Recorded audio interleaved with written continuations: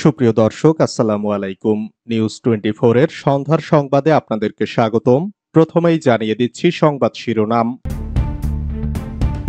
ঢাকা বিশ্ববিদ্যালয়ের শহীদুল্লাহ হল এলাকায় সংঘর্ষ চলছে। হামলায় আহত শতাধিক ঢাকা মেডিকেলে। ঢাবিতে পরিস্থিতি নিয়ন্ত্রণে সাজোয়া যানসহ পুলিশের অবস্থান। আন্দোলনকারীদের ঠেকাতে সিলেটে লাঠিসোঁটা হাতে ছাত্রলীগের মিছিল। তাদের শেষ দেখিয়ে ছাড়ব, ছাত্রলীগ সভাপতির হুঙ্কার। নিজেদের রাজাকার বলতে তাদের লজ্জাও করে না, মন্তব্য প্রধানমন্ত্রীর। প্রধানমন্ত্রী যাদেরকে কাছে নিয়েছেন বেশিরভাগই বেইমানি করেছে, মন্তব্য ব্যারিস্টার সুমনের। এতক্ষণ শুনছিলেন সংবাদ শিরোনাম। পুরো খবর পেতে ভিডিওটি শেষ পর্যন্ত দেখুন। সর্বশেষ সংবাদ পেতে চ্যানেলটি সাবস্ক্রাইব করুন। এবার বিস্তারিত। ঢাকা বিশ্ববিদ্যালয়ের শহীদুল্লাহ হল এলাকায় সংঘর্ষ চলছে। ঢাকা বিশ্ববিদ্যালয়ের ডক্টর মোহাম্মদ শহীদুল্লাহ হল এলাকায় কোটা সংস্কারের দাবিতে আন্দোলনকারী ও ছাত্রলীগের নেতাকর্মীদের মধ্যে সংঘর্ষ চলছে। ছাত্রলীগের নেতাকর্মীরা হলের বাইরের সড়কে অবস্থান নিয়ে ইটপাটকেল ছুড়ছেন, অন্যদিকে হলের ভেতর অবস্থান করে আন্দোলনকারীরা ইটপাটকেল ছুড়ছেন। ওই এলাকায় অন্তত দুটি বিস্ফোরণের শব্দ শোনা যায়। সন্ধ্যা 6:30 নাগাদ এই প্রতিবেদন লেখা পর্যন্ত সংঘর্ষ চলছিল। আজ সোমবার বিশ্ববিদ্যালয়ের বিজয় 71 হলের সামনে ছাত্রলীগের সঙ্গে আন্দোলনকারীদের সংঘর্ষের পর ক্যাম্পাসের কয়েকটি জায়গায় আন্দোলনকারীদের উপর হামলা চালায় ছাত্রলীগ। আন্দোলনকারীরা পিছু হটলে তাদের ধরে ধরে মারধর করা হয়। বিশ্ববিদ্যালয় ক্যাম্পাসের অন্য অংশে এখন ছাত্রলীগের নেতাকর্মীরা অবস্থান করছেন। আন্দোলনকারীরা ছত্রভঙ্গ হয়ে গেছেন, তবে শহীদুল্লাহ হল এলাকায় সংঘর্ষ চলছে। সেখানে থাকা প্রথম আলোর প্রতিবেদক জানান, দুই পক্ষের সংঘর্ষে এলাকাটি রণক্ষেত্রে পরিণত হয়েছে। সেখানে বারবার পাল্টাপাল্টি ধাওয়ার ঘটনা ঘটছে। সন্ধ্যা 6:30 দোয়েল চত্বরে দেখা যায় শহীদুল্লাহ হলের ছাদ থেকে ইটপাটকেল নিক্ষেপ করা হচ্ছে। এ কারণে ছাত্রলীগের নেতাকর্মীরা সামনে এগোতে পারছেন না। যদিও ক্যাম্পাসের বিভিন্ন জায়গা থেকে ছাত্রলীগের নেতাকর্মীরা দোয়েল চত্বরে জড়ো হচ্ছেন, সে সময় ওই এলাকায় পুলিশ সদস্যদের দেখা যায়নি। সন্ধ্যা 6:45 দিকে সেখানে পুলিশ সদস্যরা আসেন। শহীদুল্লাহ হল ও বার্ন ইনস্টিটিউটের মাঝামাঝি স্থানে দেখা যায় সেখানে ছাত্রলীগের নেতাকর্মীরা হেলমেট পরে লাঠিসোঁটা নিয়ে অবস্থান নিয়েছেন। তারা হলের ভেতর ঢোকার চেষ্টা করছিলেন, তবে হলের ফটকে ও ভবনের ছাদে থাকা আন্দোলনকারীরা ইটপাটকেল নিক্ষেপ করছিলেন। সেখানেও পুলিশ সদস্যদের দেখা যায়নি। হামলায় আহত শতাধিক ঢাকা মেডিকেলে। ঢাকা বিশ্ববিদ্যালয়ে আন্দোলনকারীদের উপর ছাত্রলীগের হামলা, মারধর ও সংঘর্ষের ঘটনায় আহত অন্তত 91 জন ঢাকা মেডিকেল কলেজ হাসপাতালে চিকিৎসা নিয়েছেন। আজ সোমবার বিকেল 4টার পর থেকে আহত শিক্ষার্থীরা ঢাকা মেডিকেল কলেজ হাসপাতালে আসতে থাকেন। বিকেল 5টা নাগাদ 91 জনের চিকিৎসা নেওয়ার হিসাব পাওয়া গেছে। ঢাকা মেডিকেল কলেজ হাসপাতালে দেখা যায় ওই সময় ভেতরে আহত ব্যক্তিদের চিকিৎসা চলছে। বাইরেও বেশ কয়েকজন আহত ব্যক্তি চিকিৎসা পাওয়ার অপেক্ষায় ছিলেন।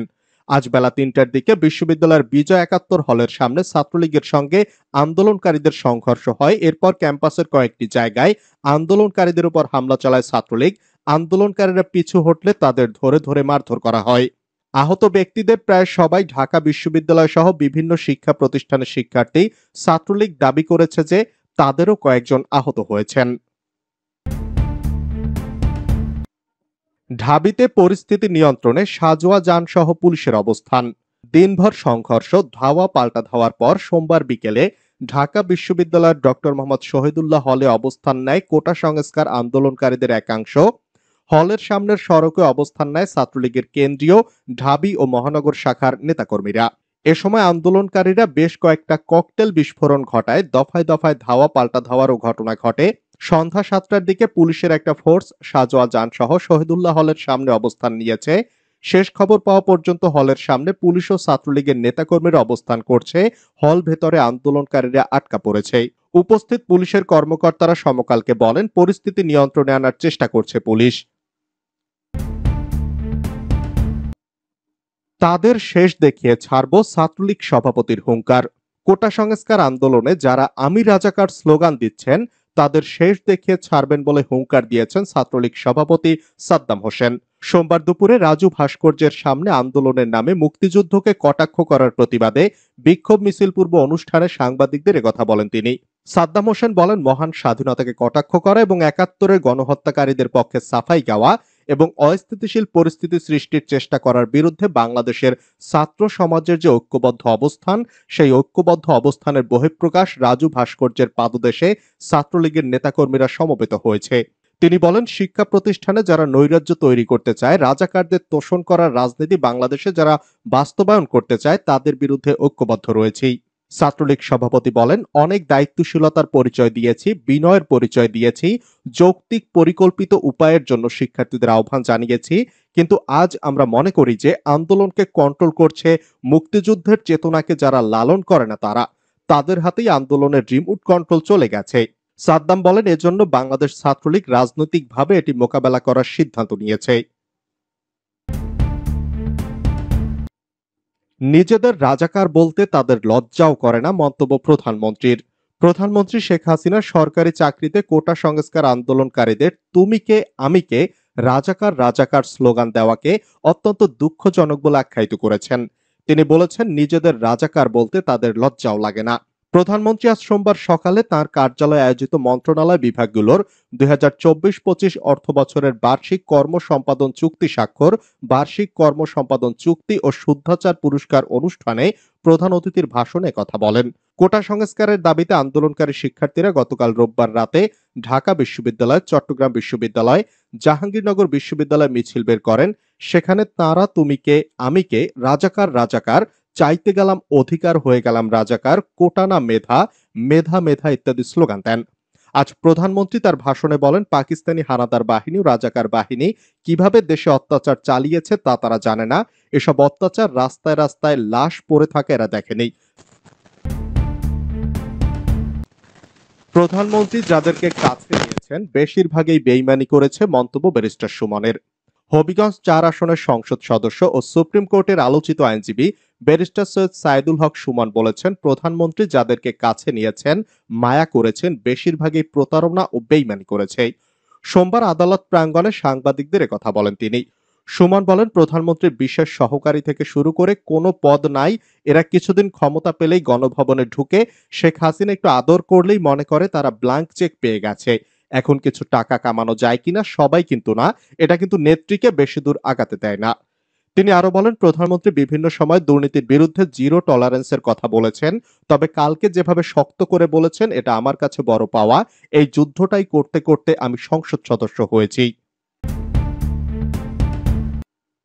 শিবির অপবাদে কোটা আন্দোলনকারীকে রুমে নিয়ে পেটালেন ছাত্রলীগ সভাপতি। কোটা সংস্কার আন্দোলনে অংশগ্রহণ করায় রাজশাহী বিশ্ববিদ্যালয়ের এক শিক্ষার্থীকে শিবির আখ্যা দিয়ে নিজ রুমে তুলে নিয়ে গিয়ে হুমকি ও মারধরের অভিযোগ উঠেছে শাখা ছাত্রলীগের সভাপতি মোস্তাফিজুর রহমান ও তার অনুসারীদের বিরুদ্ধে। মঙ্গলবার বিকালে বিশ্ববিদ্যালয়ের বঙ্গবন্ধু শেখ মুজিবুর রহমান হলের মোস্তাফিজুর রহমানের নিজ কক্ষে প্রায় ২ ঘন্টা জোরপূর্বক স্বীকারোক্তি নেওয়ার চেষ্টা করা হয়। এ সময় ভুক্তভোগী নির্যাতনের শিকার হয়েছেন বলেও অভিযোগ পাওয়া গেছে। এ ঘটনায় বৃহস্পতিবার দুপুরে নিজের নিরাপত্তা চেয়ে বিশ্ববিদ্যালয়ের প্রক্টর বরাবর লিখিত অভিযোগ দিয়েছেন ভুক্তভোগী শিক্ষার্থী। ভুক্তভোগী শিক্ষার্থীর নাম মোস্তফা মিয়া। তিনি বিশ্ববিদ্যালয়ের সমাজকর্ম বিভাগের ২০২১-২২ শিক্ষাবর্ষের শিক্ষার্থী। অন্যদিকে অভিযুক্তরা হলেন শাখা ছাত্রলীগের সভাপতি মোস্তাফিজুর রহমান ও তার অনুসারী সৈয়দ আমির আলী হল, ছাত্রলীগের সহসভাপতি ফরহাদ হাসান খান ও ছাত্রলীগ কর্মী শামীম রেজা।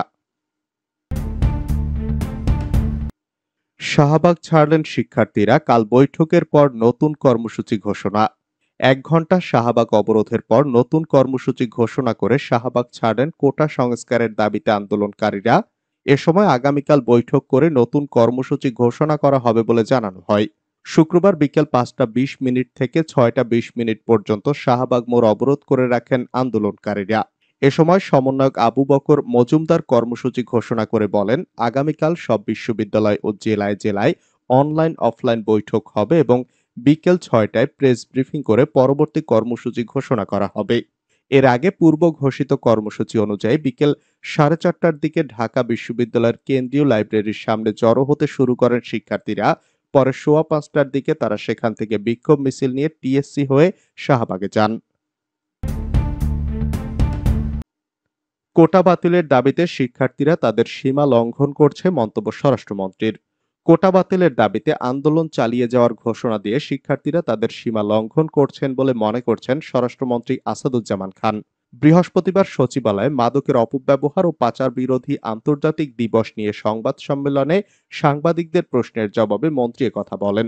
স্বরাষ্ট্রমন্ত্রী বলেন, আদালতের নির্দেশনা নিয়ে শিক্ষার্থীরা ভাবছেন তাদের চিন্তাভাবনা থেকে দূরে সরিয়ে দেয়া হচ্ছে, সেজন্য তারা রাস্তায় চলে এসেছিলেন। আমাদের নিরাপত্তা বাহিনী, বিশেষ করে পুলিশকে বলেছি, এদের কথা আমরা শুনবো, কিন্তু শোনারও একটা সীমাবোধ থাকে। তারা বোধহয় এগুলো অতিক্রম করে যাচ্ছে।